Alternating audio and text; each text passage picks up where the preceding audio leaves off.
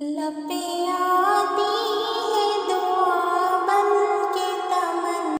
पहला सवाल है, बाबुल इल्म किनका खिताब है? बाबुल इल्म, तो बताइए सही जवाब। सही जवाब है हज़रत अली रज़ी अल्लाह ताला अन्हु।